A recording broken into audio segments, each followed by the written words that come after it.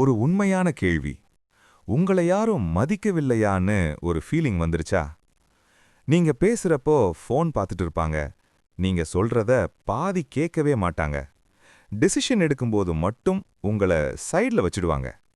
இது கோயின்சிடென்ஸ் இல்ல நண்பா. இது ரெஸ்பெக்ட் இல்லன்னு சிக்னல். Truth bomb. கஷ்டமா இருக்கும், ஆனா சொல்லணும்.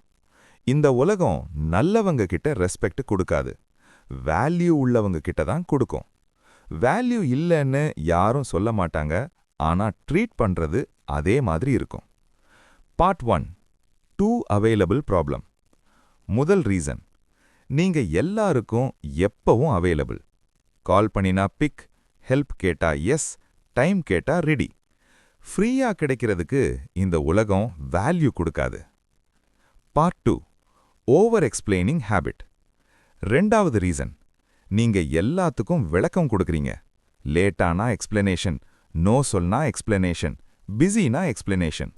நீங்க எக்ஸ்பிளைன் பண்ற ஒவ்வொரு முறையும் உங்க பவர் கொஞ்சம் கொஞ்சமா குறையும்.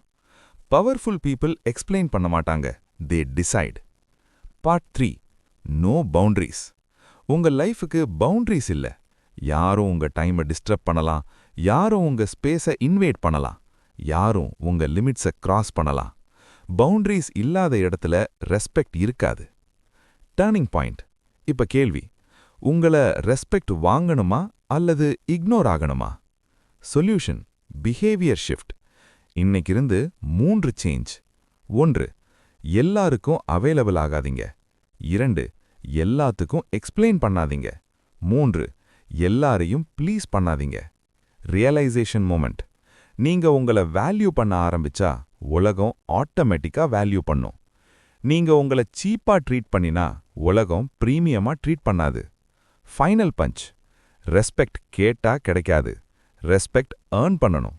அது பேசுறதால வராது, நடக்கிறதால வரும். Ending CTA. இன்னைக்கிருந்து ஒரு decision. I respect myself first. இந்த சேஞ்சுக்கு ரெடியா இருக்கிறவங்க கமெண்ட்ல ரெஸ்பெக்ட் டைப் பண்ணுங்க. ஃபயர்.